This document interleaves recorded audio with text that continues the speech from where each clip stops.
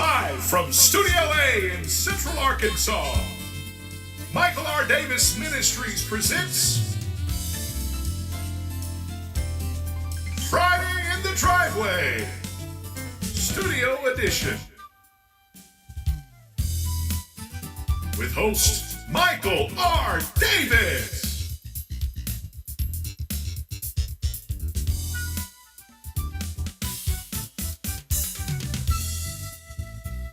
Sidekick and technical director, Bay Davis.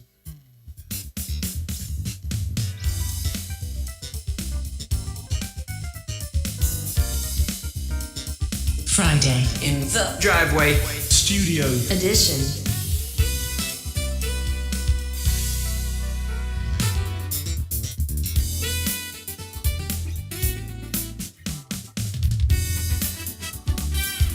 With some thoughts on how to get through this thing called life, here is Michael R. Davis! Friday in the Driveway Studio Edition. Well, hello, welcome in to Friday in the Driveway Studio Edition. That's right, Studio Edition right here. Listen, we're going to have a good time tonight. Thank you so much for tuning in as you may be thinking to yourself, Mike, what do you do Friday in the Driveway? What's that all about? Well, I'm going to tell you what it's all about. It's about us just talking about something to kind of help us get through this thing called life. I don't know about you, but I need some help along the way, some encouragement, maybe a pointer or a tip or two. So that's what Friday in the Driveway is all about, just to kind of help us get through this thing called life. My name is Michael Davis. Let me see if my...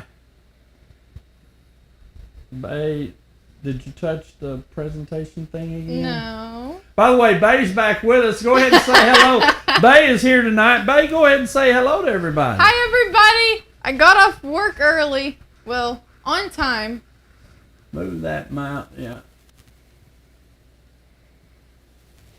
There's Michael Davis. Turn on the green screen up there. See, it's turned off. I don't know how it got This thing? Yep. Hit that. Let's see. There we go. Now we're in business. Anyways, I'm here, guys. For one Friday. I'll see y'all later. All right. Very good. Yeah, that's sorry, my presentation. I don't know. I accidentally clicked the button, so I'm sorry. It's not Bay's fault. It's my fault. But anywho.com, that was Bay Davis. And Bay, go ahead and put it back on you one more time for me, because I think I need to see it. It has... There you go. Say hi again. Hi! Didn't you look pretty, Bay Davis? Technical director and sidekick. So very good, very good. Thank you, Bay. But anywho, we are here tonight, and it's all about Friday in the Driveway. Now, Bay, there's something else I need you to do for me. That this camera, I kicked it when I walked. I'm off center, and it's going to bug me unless we get it right. So go ahead and spin it. A little bit right there. No, a little bit more. A little bit more. This way? Yeah, a little, just like right there. Whoa, right there. Now I'm feeling much better. Folks, we're just so hard getting this show going tonight. But hey, I don't know if you realize it or not, but I got 2 glasses of sweet tea up here. So, Bay, you know what that means, don't you? That's some sweet tea. I know, but I have 2 glasses. You know what that means? There's someone else in this There's room. somebody else. That's right. We do have a special guest with us tonight on Friday in the Driveway, and it's none other than my good friend Scott Johnson. So Scott, go ahead and come up and join us on Friday in the Driveway. Let's get started. Great big meeting now.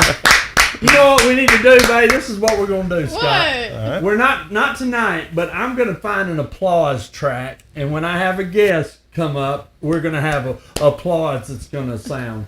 But anyway, you have to... But Scott, thanks for joining us tonight, man. Yeah, it's a pleasure. Yeah. So, Scott, we have a little tradition Friday in the Driveway, and it's called Clinker Clank. So I have some sweet tea here on the table. Bay, you got your sweet tea too? Scott. Already gone. Put on Couldn't your wait. camera. Look at babe. Look at our sweet tea glass. Look at that. When did you drink it?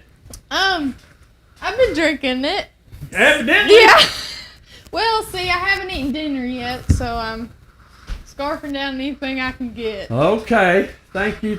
Well, so Bay doesn't get to be a part of the Clinker Clank. I got a few. Nope. I'm sorry. You drank. So go ahead and get your sweet tea there, and you like sweet tea? I love sweet tea. Okay, thank you. All right, so we just do a little Clinker Clank. All right, yeah.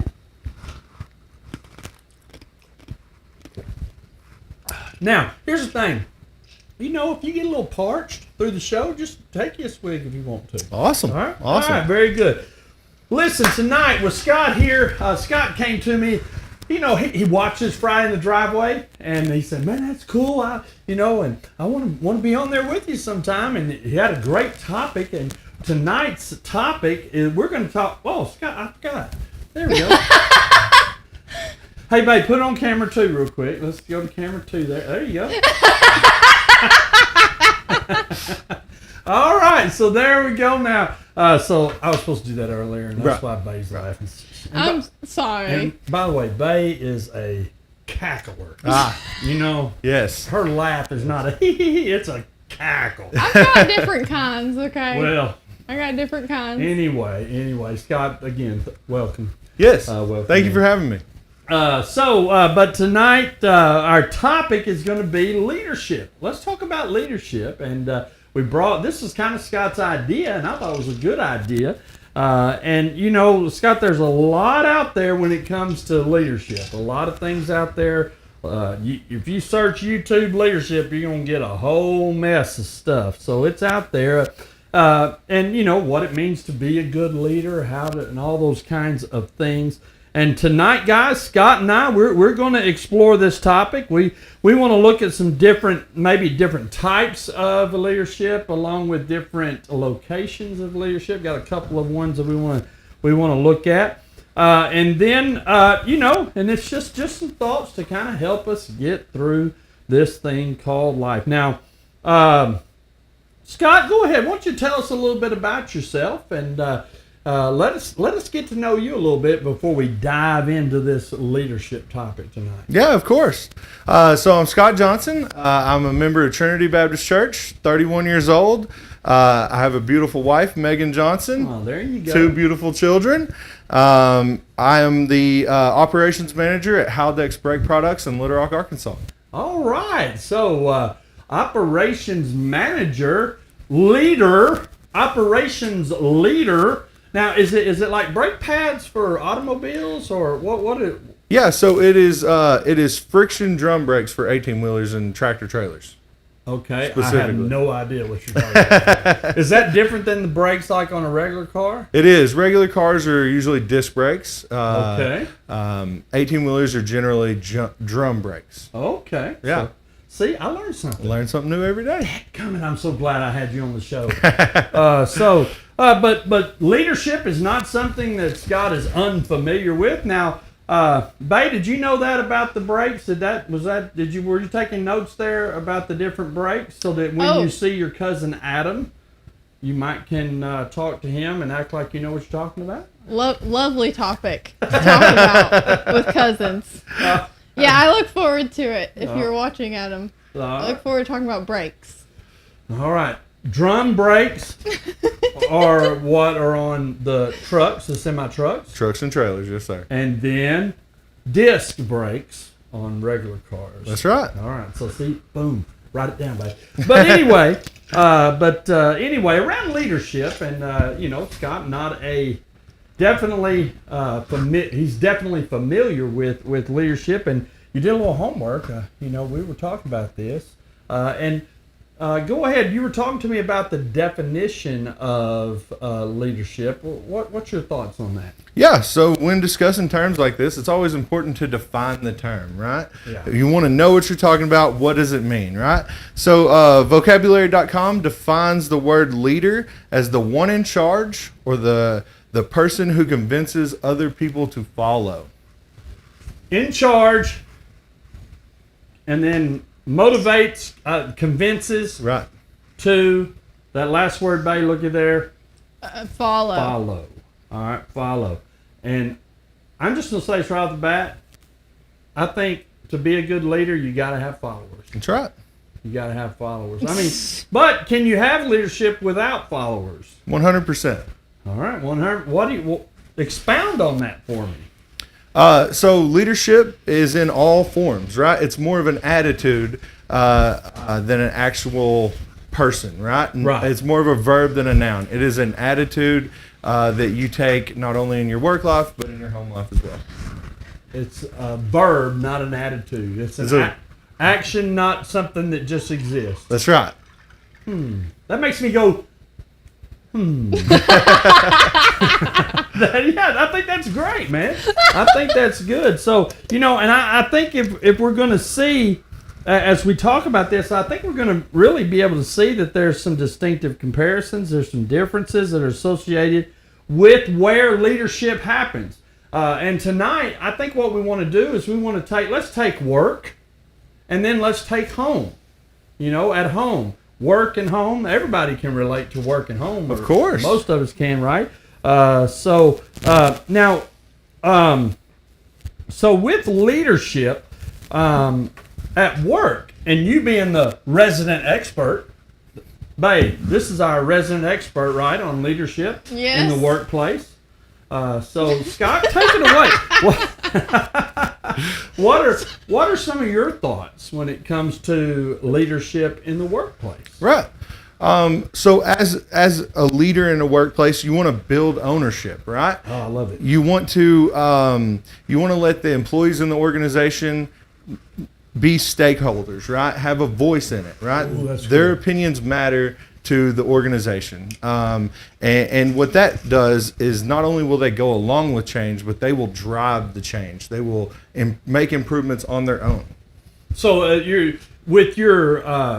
hate to use the word subordinate, but it's not really a subordinate. Teammates, yeah. Teammates. See, I love Teammates. it. So your teammates and creating what we call maybe a collaborative environment over an authoritative environment, and then if the employee or if the team player takes ownership, right, they're going to put their heart and soul into it because it belongs to them. Right, that's exactly right. I like it. And in turn, it makes my job easy, right? It makes my job much easier. I love it. I love it. Yeah. So another thing you want to instill in a work environment is you want to shape the culture, right?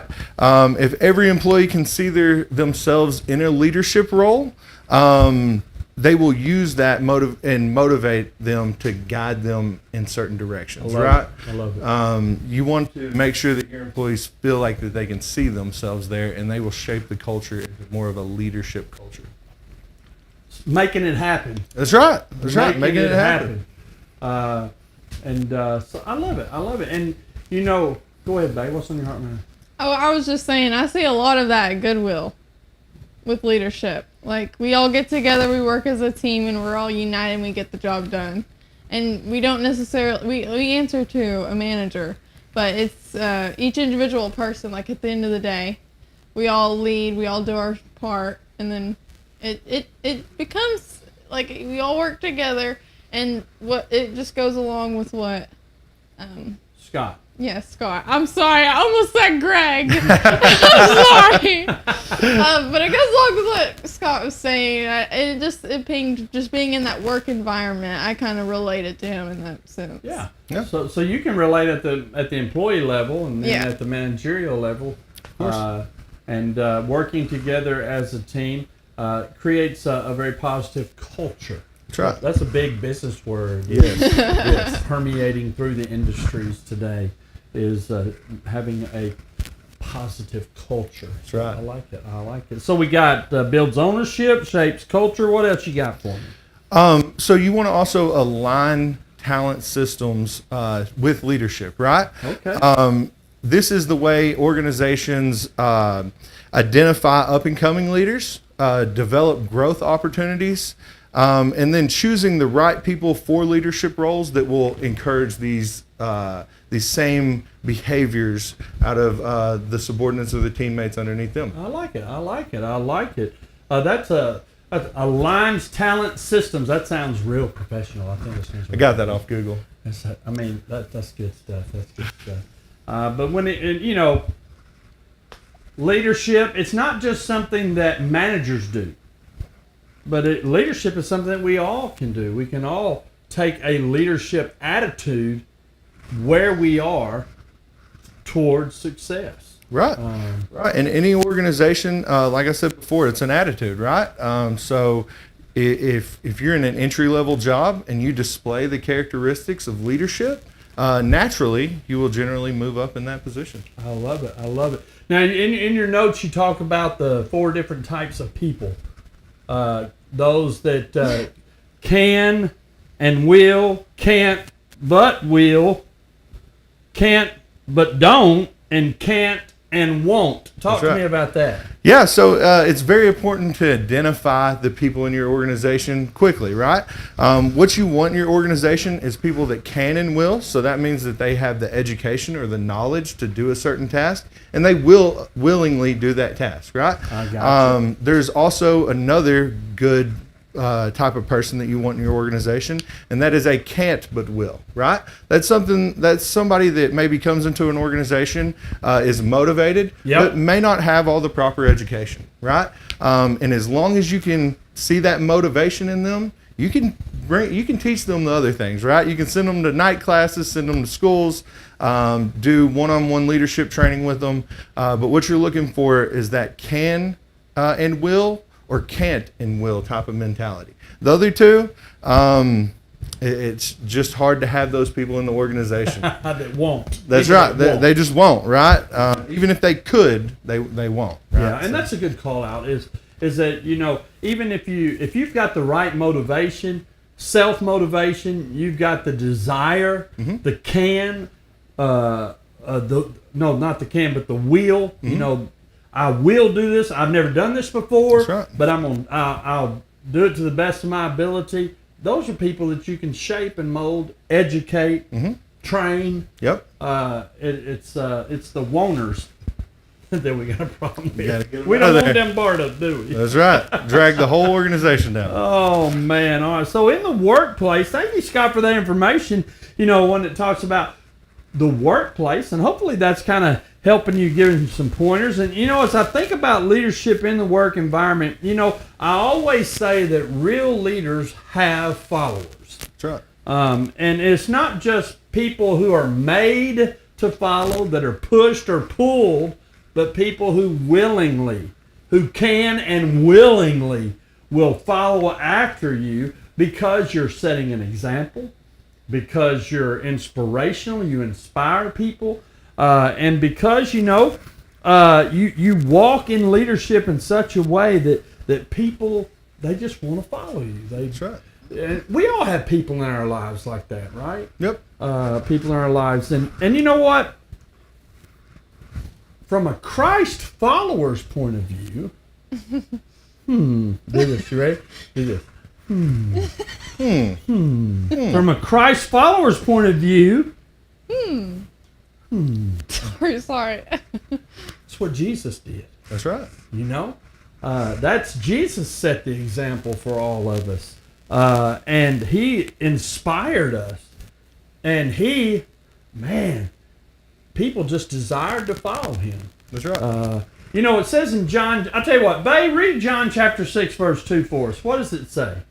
All right, it says, and a large crowd was following him, Jesus in parentheses, because they saw the signs that he was doing on the sick. John All right. 6:2.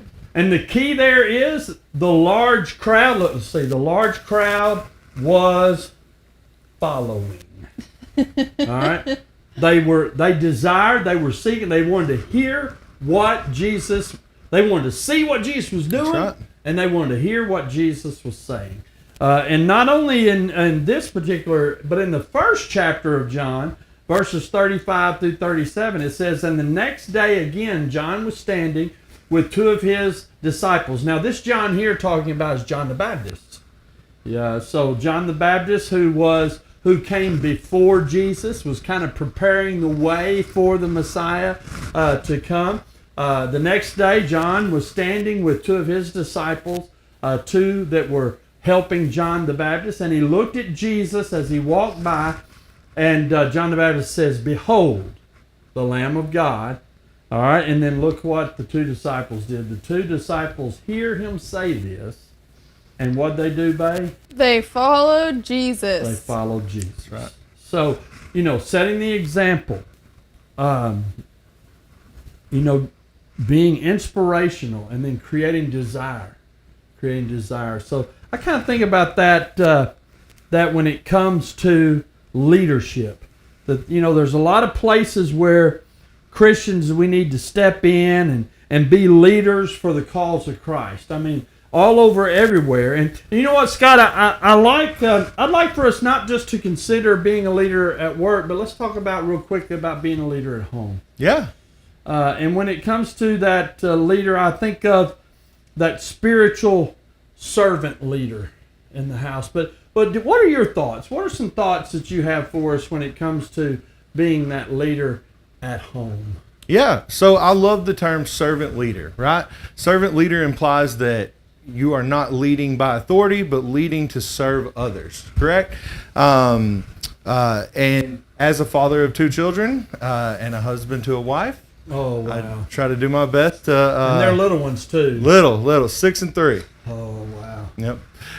Try to do my best to lead by example and show them that they have a strong leader in their home. Oh, that's good. That's good. And a part of that servant leadership is, I don't know if when I was a kid, I can remember wanting to look like and act like, and even like when I would see my dad walking, I would try to walk like him. I was a little kid walking behind him, just trying to walk like him. I was wanting to not intimidate, but what is it? Not intimidate. What's the word?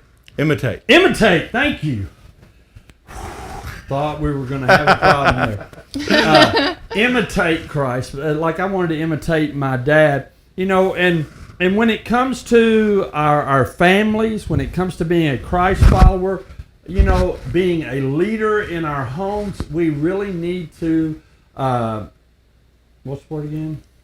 Imitate. Imitate God. Is there another word for imitate that is easier for me to remember? Can't think of one off the top of my head. Because I keep wanting to say... Act like God. Yeah, that's a good one. I keep wanting to say intimidate. And it's not that. It's imitate. Imitate God. When we turn to an attitude of where we want to act like God in what we do, we look for ways to help the family grow, in their relationship to God.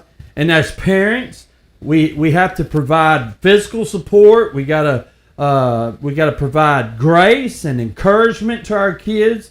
In our family, sometimes discipline. That's right. And there's a big difference. You mentioned authority. There's really a bit. There is authority in leadership. Right. But there's a servant application of authority in leadership. And we were discussing earlier about your kids and about how you love your kids, but you have to discipline. You remember what we were talking about? Yeah. Lay that on me. Yeah, so, as a servant leader, right, like we mentioned before, there is things like authority and discipline that have to be involved, right? But as a servant leader, you do these things for the betterment of your children, right? Yeah. For the betterment of your family, to help them grow and to not make mistakes. Yeah. And hopefully our kids know that our authoritativeness, so to speak, is... They don't. is in love. They do not understand. So very good, very good. Well, you know what it says in Ephesians chapter 5 and verse 1 and 2? It says, therefore be imitators of God. Oh, I got it right that time. Therefore be imitators of God as beloved children, and just like you were saying, and walk in love. As Christ loved us, gave himself for us a fragrant offering and sacrifice to God. I know this is true of Scott. This is true of me. We love our family. We love our kids.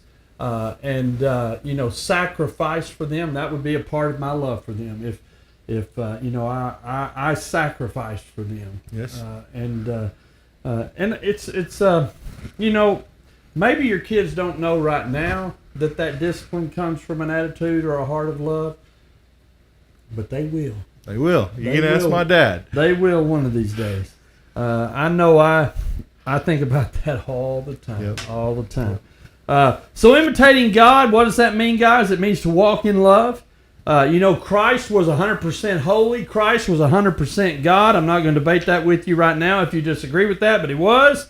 And I'm just here to say that if there's anyone who has the authority, it is the Lord Jesus Christ. But even with his authority, even with his authoritative position, if you will, Jesus still came to this earth, humbled himself, and was a servant. Jesus loved us. He was the greatest love, the greatest example of love that man could know. Jesus was our example. He inspired us, and he gave his life for us. And so I think that's what if we're going to be leaders in our home, that's where we need to fall to. Right. I think we're going to be leaders. If we're going to be leaders in our home, then I just pray that we stay close to the Lord. Our kids are watching us.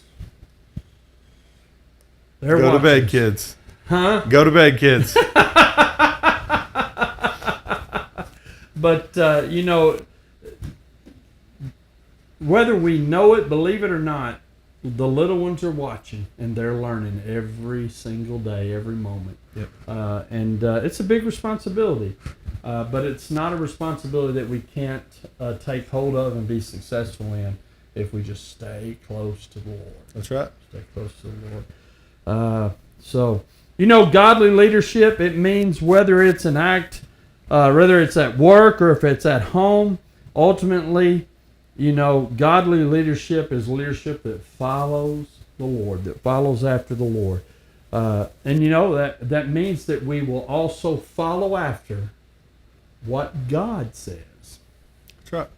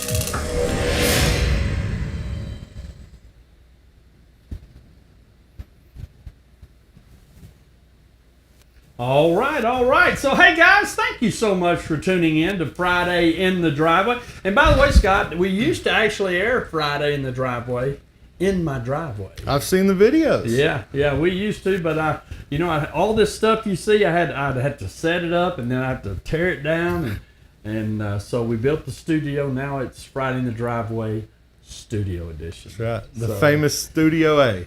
Studio A, baby! But yeah, hey, thanks for tuning in tonight to Friday in the Driveway.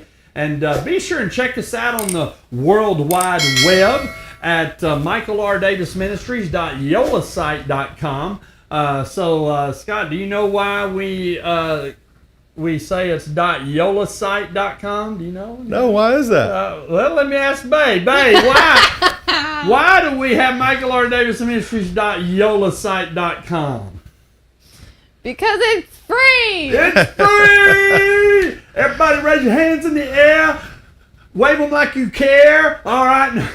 you didn't wave your hands. Both of us in the studio Yeah. did not raise our hands. So it's just Dad going. All right. michaelrdavisministries.yolasite.com. You can find past episodes of Friday in the Driveway and watch them. You can visit my YouTube channel and watch some old. So thank you so much for tuning in. I had the privilege of being your host, Michael R. Davis. And let me see, Bay, did you want to say goodnight to anybody? Go ahead and say goodnight. It goes to Scott next. Thank you, Bay. See, great. Scott, thank you for being with us tonight, man. Thank you for having me. Man, I'm so good stuff tonight, man. Good stuff tonight. And I got to put the Bay is There we go. Yeah, there we go. You know, you'd act like I never did this before. But Scott Johnson, ladies and gentlemen, I just appreciate it. Scott, did you have somebody out there in Facebook TV land, YouTube TV land you'd like to say goodnight to or anything? Good night to my lovely wife and 2 kids. Oh, that's awesome. That's awesome.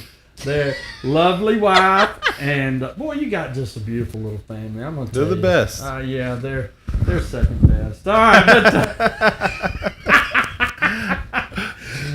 but anyway, Bay, now is it your turn? I Bay. guess so. All right, go ahead and say good night to everybody if you will. Good night, everyone. Thank you for watching our episode. It was nice having y'all watch tonight. Yeah. And come back later. Come back again. Next episode. Next. And hey, it's good to have Lil Bay. She come in from college. She worked today. Got off and zipped right on over here to help us out because your dad came and helped me in Bay's absence, Greg Johnson, but he's not here. He's out camping or doing something. That's right. So, Greg, if you're watching, have a good time, buddy. Yeah. Have Enjoy a good yourself. time. But Bay got in here to help me with technical director, and so this is Scott, Bay, and we're saying good night. Thank you for tuning in, and Scott, as I always tell our listeners at the end of a Friday in the Driveway, very serious moment here. I always say, wherever you are, there you will be.